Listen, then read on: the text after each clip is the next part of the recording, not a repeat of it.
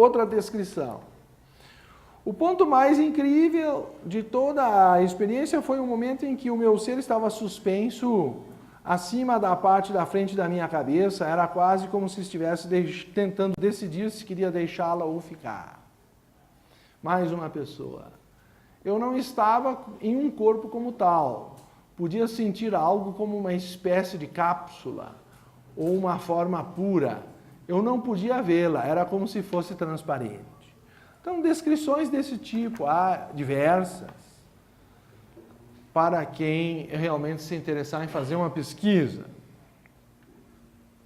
A minha preocupação é, em primeiro lugar, trazer alguma evidência da sobrevivência após a morte, seja na pesquisa científica de Raymond Moody Jr. e nas linhas de paranormalidade que hoje em dia existem, a parapsicologia, seja através da evidência comum de todas as religiões de todos os tempos.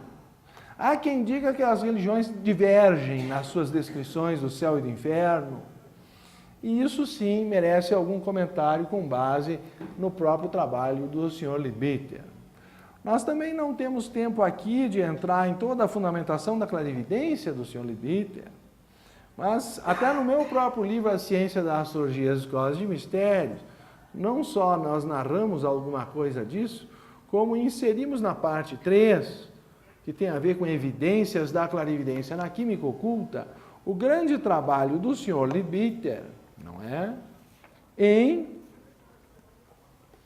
antecipar 5 elementos desconhecidos na química oculta, na sua época, em 1908, e mais outros tantos isótopos dos gases nobres, dando o peso atômico.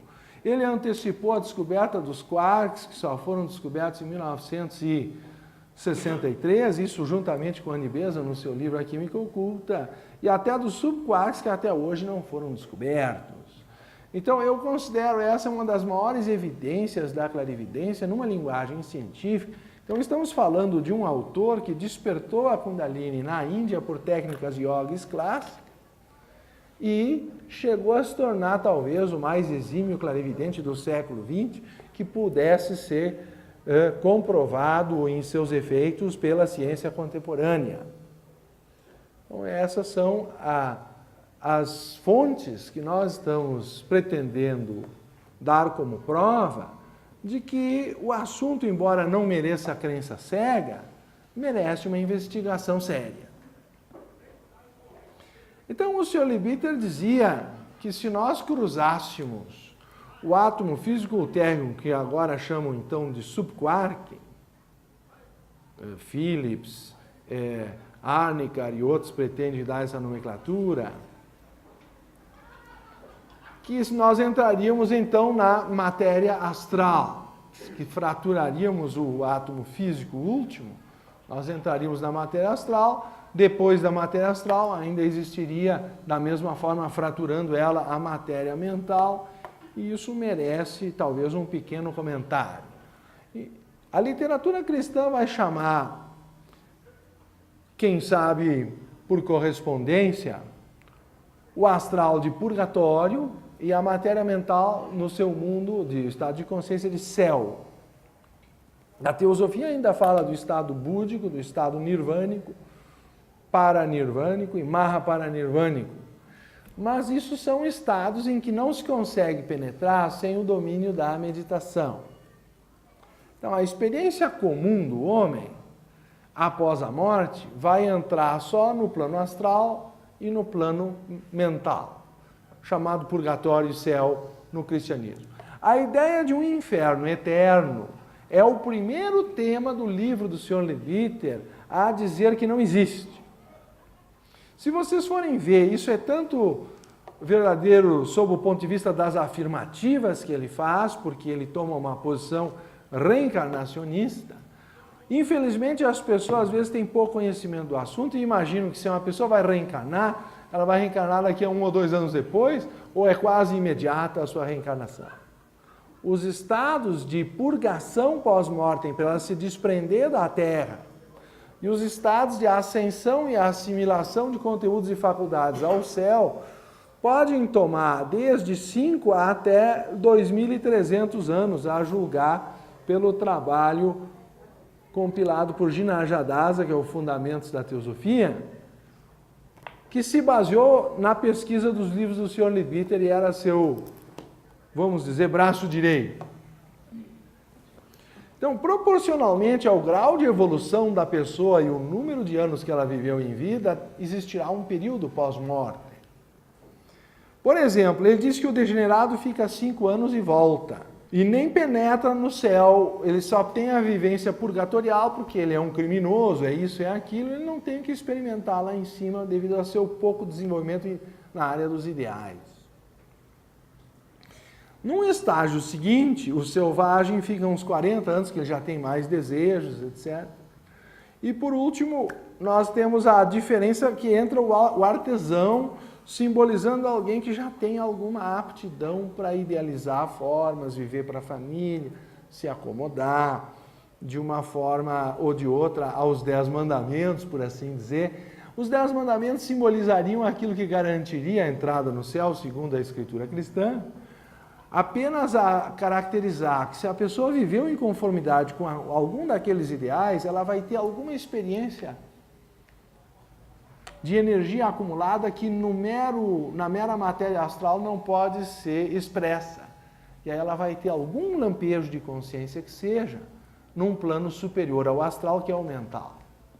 A dificuldade prática para despertar a Kundalini e a clarividência além do plano astral é que demanda o controle dos desejos. É uma pergunta feita frequentemente, mas vamos tentar levantar a questão. Para que eu possa ter um contato com o mundo astral conscientemente, eu preciso zerar a energia física e entrar o corpo físico num relaxamento absoluto. Quanto mais relaxado estiver o corpo, maior é o efeito mediúnico, ou que seja, de se abrir a energia e percepção para o mundo imediatamente assim. Então, sem querer fazer qualquer demérito, mas até me aproveitando um pouco de algumas evidências do Espiritismo para sustentar isso, eu diria que, enquanto o Espiritismo vai até a matéria astral, ele coincide em muitos pontos com a questão teosófica. A diferença é que ele vai além do astral. Então, a teosofia, ela pretende, pela supressão dos desejos, se eu conseguir zerar as emoções completamente, a mente consegue penetrar no plano mental. Se eu conseguir zerar também os pensamentos, a pessoa entra no nível búdico. Então, são níveis que só pela meditação e domínio extremo da nossa alma é que é possível penetrar. E uma pessoa consegue dominar até o nível búdico e entra no nirvana. Isso é para seres que atingem a perfeição, ou estão às portas do último estágio humano.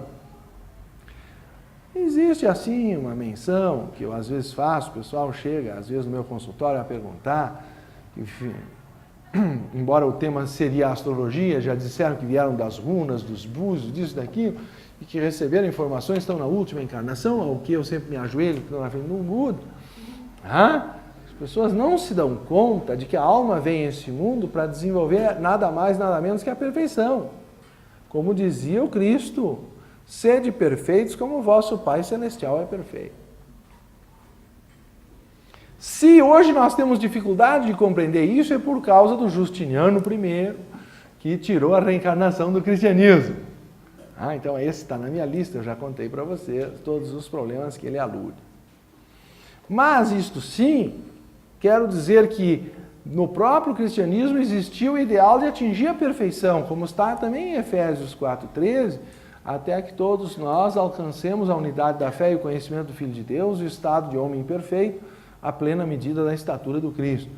E eu necessito me centrar um pouco mais no tema, mas eu estou tentando primeiro mostrar que não é imediata a reencarnação de uma vida para outra, e que muitas pessoas vão chegar no mundo céu, ou mesmo no mundo astral, e portanto no mundo astral ainda podendo ter contato com um médium, que já no plano mental isso não acontece mais. Uma pessoa que chega no plano mental, ela está tão envolvida pela corrente de êxtase da concretização de todos os seus sonhos e ideais manifestáveis naquela dimensão, que ela não consegue mais se focar para fora no mundo externo.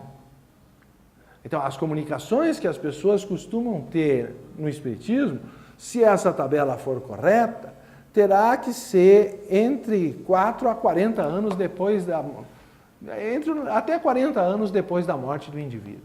Caso contrário, a tendência dela é já ter ascendido ao plano celestial e iniciar o processo de depuração de conteúdos que vai levar ela a se reencarnar. Poderá haver casos extraordinários que envolvam magia, etc., em que se prolongue os desejos e a pessoa fique presa à Terra por mais do que 40 anos. Mas isso não é o usual. É claro que eu estou falando aqui do usual, porque senão teríamos que ler quase as 400 páginas do livro, e isso nós não vamos ter tempo em uma hora para desenvolver. Então, o primeiro ponto é que o artesão, o lavrador, ficam entre 100 e 160 anos no plano celestial e voltam, então, daqui uns 300 anos. Agora, se a pessoa desenvolver mais a mente, a ideia aqui do vendeiro há 500 anos e um médico há 1000 anos, está a simbolizar que a mente desenvolveu mais algum potencial de conteúdos para ser assimilados depois da morte. Porque o que acontece depois da morte é uma assimilação à alma do que foi vivido pela personalidade no mundo físico. Talvez uma analogia pudesse ser feita. O que acontece com uma árvore quando ela perde as folhas nas zonas subtropicais no inverno? As chamadas árvores caducas. Evidentemente, ela não tem mais as folhas nem sequer para fazer sua respiração. Aliás, ela se recolhe para não perder calor, não é? E ela vive num estágio meio de hibernação, porque o frio é agudo, as condições de iluminação solar são precárias, o sol está muito inclinado no horizonte, então ela ganha mais, vamos dizer assim, perde menos energia. Se ela apenas viver meio num estado de metabolismo, de hibernação, centrada no caule e na raiz, onde ela acumulou o amido nas estações anteriores, e por meio da água que ela absorve debaixo da terra, ela reprocessa uma seiva que a nutre por aquele período até chegar à nova primavera, quando ela vai florir e florescer novamente, criar folhas, enfim. Não é verdade? Então, a primavera é um período de exteriorização da árvore, como se fosse a reencarnação. As folhas que caíram no outono são como o desligamento do mundo externo. Então, se nós formos nos comparar com uma folha, nós nascemos na primavera, atingimos nosso esplendor no verão e caímos no outono. Mas o pós-mortem, que seria o inverno, o tema da nossa palestra, é um período de digestão, de assimilação do amido que foi acumulado pelo trabalho de fotossíntese daquela folha. Então, feita a analogia, o que a alma veio buscar aqui é experiência, basicamente em 3 áreas: vontade, amor e sabedoria. Ou leia-se, autodomínio, autoentrega e autoconhecimento. Então, essas são as 3 áreas nas quais o nosso espírito está mais orientado a fazer a sua busca. E para que a alma possa se aproximar do espírito, ela precisa crescer nessas direções e assim se libertar da necessidade de reencarnar, sendo assimilada por ele. Caso contrário, a alma fica tão voltada para o corpo que reencarna logo e tem pouco a fazer no mundo celeste. Conclusão: não só não é fraternal a pena de morte, como, em geral, o degenerado criminoso volta logo. E os países que têm serial killers são aqueles que ainda potencializam no plano astral o indivíduo mais livre pela morte a dar instrução indireta no inconsciente dos outros, fazendo obsessões e crimes de todo o tipo, que, segundo a doutora Beza, no seu livro Ideais da Teosofia, seriam evitados se o indivíduo continuasse vivo, porque ele estaria aprisionado no próprio corpo e não tão livre para fazer o mal em várias direções. por essas e por outras, a teosofia, de um modo geral, não apoia a pena de morte.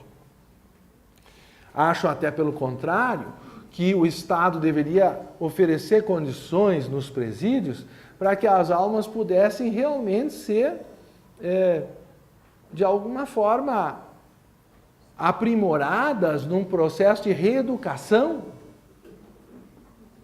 que elas têm o tempo disponível.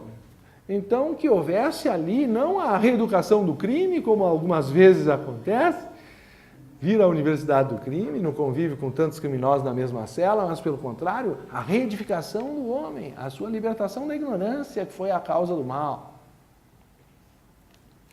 Então, eu faço essa menção introdutória, lembrando que a primeira parte do livro do Sion Levitas, o livro é dividido em 4 partes.